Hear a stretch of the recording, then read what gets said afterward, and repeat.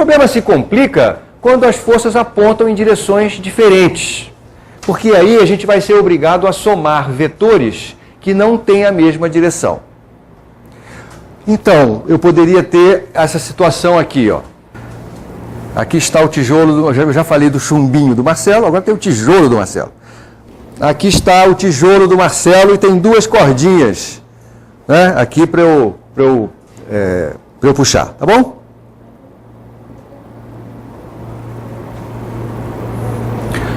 O tijolo está em equilíbrio, tá certo? Quais são as forças que agem sobre o tijolo? O peso. Pensamos na força de ação à distância, atração gravitacional, o peso. Aponta para onde o peso? Para baixo. O que mais? Tração. Agora tem dois cabos segurando o peso, tá certo? Vamos desenhar as forças que atuam sobre o tijolo. A primeira coisa que eu faço é desenhar o tijolo. Adivinha como é que vai ser o tijolo? Aqui. O peso do tijolo. Aqui está o peso do tijolo. E agora, o que mais que eu tenho que desenhar aqui? Isso, porque o tijolo está em contato com dois cabos. Não é verdade? Está em contato com dois cabos, tem que ter duas forças de contato. A gracinha dessas forças de contato, que são chamadas de tração nesse caso, é que a tração sempre aponta na direção do fio que está exercendo a tração. Então eu vou chamar isso aqui de tração da esquerda, isso aqui tração da direita. Será que essas duas são iguais? Mude o ângulo que essas trações fazem com a vertical e diga pra gente o que você está percebendo. Que fica mais em direção da gravitacional, ela tende a aplicar mais força do que essa. Quando ele colocava os cabos em situação simétrica, foi isso que ele viu logo de cara, o que ele via é que a força que ele tinha que fazer nos dois lados era a mesma. Mas à medida que ele mudava esse ângulo, ele percebeu que o cabo cuja direção estava mais próxima da vertical, e veja que a vertical é definida exatamente pela direção da força de atração gravitacional. É isso que é a vertical, não é? Aqui eu desenhei essa primeira figura tentando fazer com que esses dois ângulos fossem iguais. Mas se esses dois ângulos forem iguais, a gente já viu, quer dizer, a gente viu pela experiência que esses dois caras têm que ser iguais também. Agora, poderia estar acontecendo uma coisa assim, à luz da experiência que agora fizemos, né? Você podia ter um cabo assim e outro assado. E aí, o seu colega percebeu que o cabo mais próximo da vertical tinha que fazer uma força maior. Isso ele percebeu. Agora, a gente precisa ver se a gente consegue descobrir uma maneira da gente somar vetores para que a gente possa resolver problemas de equilíbrio com forças em orientações diversas. Tá? E para a gente fazer isso, a gente pode brincar com esses dois dinamômetros aqui, ó. Olha só, vamos fazer o seguinte, vamos puxar essa molinha com os dois, com as outras duas molas, fazendo assim um ângulo reto entre as duas, e puxando até que essa bolinha chegue, vamos ver aonde, vamos ver, deixa ela sempre reta, tá? Mas faz assim, de maneira que você possa ler o que está marcando aqui, até que fique no 3. Tá 3 aí? Olha onde é que a molinha chegou, tá vendo? A pontinha dela está perto desse ponto preto aqui. Qual é a força que está sendo feita pela sua mola? 3 newtons. A força que está sendo feita pela minha mola também é 3 newtons. Tá certo? Então, essas duas aqui estão juntas, puxando essa mola de cima. Essa mola de cima, ela se esticou, né, para ficar em equilíbrio sob a ação dessas duas forças. Vamos diminuir um pouquinho para o 2, senão a gente não vai ver isso melhor. Vai até o 2. Mesma coisa. Então aqui eu estou marcando com o meu dedo onde é que a mola chegou. Tá vendo? Então 2 mais 2. Será que 2 mais 2 dá 4? Marcelo fez um transferidor de ângulos retos. Está vendo? Isso aqui é um ângulo reto. Será que ele está fazendo um ângulo reto entre as duas molas? Vamos fazer com que o ângulo entre elas seja 90 graus. Então mexe assim um pouquinho para cima. Não, assim, ó. Para que o ângulo aqui dê 90. Vamos ver quanto é que é a soma de 2 com 2. Perceba que essa mola está sujeita à ação de 3 forças, das 2 forças das molas que nós estamos segurando e da força para cima, a força elástica. Tá legal?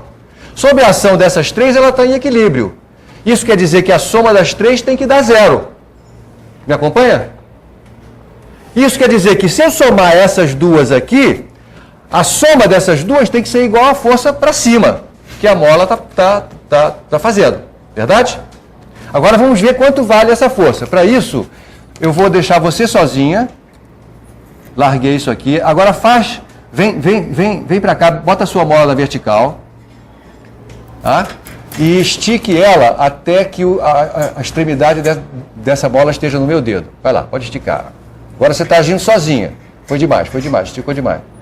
Aí, mais ou menos. Quanto é que está marcando a sua mola? Você puxou demais. Aí. 3 newtons e meio. Está demais ainda. Bom, mas tudo bem. O importante é você perceber que aqui, ó, quando ela ficou sozinha, a força que ela está fazendo não é 4. 2 com 2, a soma não dá 4. Dá menos do que 4. Alguém está surpreso com isso? Eu somo 2 forças cujo módulo é 2 e o resultado não dá 4. Dá menos do que 4. Como é que eu somo 2 vetores? Como é que eu somo este vetor com este? É assim, ó. A partir de um ponto, eu desenho um deles. Vou desenhar, por exemplo, esse aqui que é o TE. Tá? Começo nesse ponto e desenho o vetor TE. Desenhar o vetor TE significa desenhar um segmento de reta que tem a mesma direção e sentido que esse e o mesmo tamanho. Tá legal? Aonde esse vetor terminou, eu desenho outro, que é o TD. A partir de onde esse terminou. Então aqui está o outro vetor. A soma desses 2 vetores é obtida ligando-se o início do primeiro ao fim do último. Aqui está a soma dos 2. Isso aqui é TE somado com TD. Você vê que a soma desses 2 vetores, né, ela é um lado de um triângulo.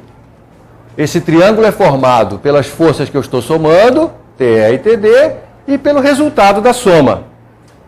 Acontece que você sabe da geometria elementar que o lado de um triângulo é sempre menor que a soma dos outros 2, não é verdade? Então, ó, TE e TD, no nosso exemplo, cada um valia 2 newtons, a soma dos 2 é alguma coisa que é menor do que 2 mais 2, é menor do que 4.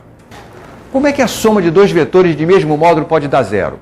Quero somar 2 vetores de mesmo módulo e quero que a soma dos 2 seja 0. Como é que esses 2 vetores têm que ser? Mais alto, mais alto. Mesma direção e sentido oposto. Exatamente esta situação aqui. Você quer ver como isso aqui obedece lá a minha regra de soma? Eu primeiro desenho um deles. Por exemplo, o vetor P. Desenhei o vetor P. Aonde o vetor P terminou, começa o vetor E. Então, a partir daqui, eu desenho o vetor E. Só que o vetor E é para cima, não é? Então, aqui está o vetor E. Eles têm o mesmo tamanho, não é? Então, aqui está em amarelo o vetor E. Ligue o início do primeiro ao fim do último. Mas eles coincidem. O início do primeiro coincide com o fim do último. Então, esse é o vetor nulo. Tá certo? Então, E somado com P deu 0. Eu posso somar 2 vetores de qualquer módulo. Se eles tiverem o mesmo módulo, direção igual e sentidos opostos, a soma dos 2 vai dar 0. Como é que os 2 vetores têm que ser? No nosso caso lá, né, cada um com módulo 2 newtons, para que a soma tenha 4 newtons, eles têm que ter a mesma direção e o mesmo sentido, porque nesse caso, olha só, se eu tenho 2 vetores com a mesma direção e sentido, eu desenho aqui o primeiro, aonde o primeiro terminou, eu desenho o segundo, e depois eu ligo o início do primeiro ao final do último. Aqui está a soma desses 2 vetores. Então, se esse aqui era o vetor A e esse o vetor B, em amarelo você tem o vetor A mais B, e neste caso, o tamanho do vetor soma é de fato a soma dos 2 tamanhos.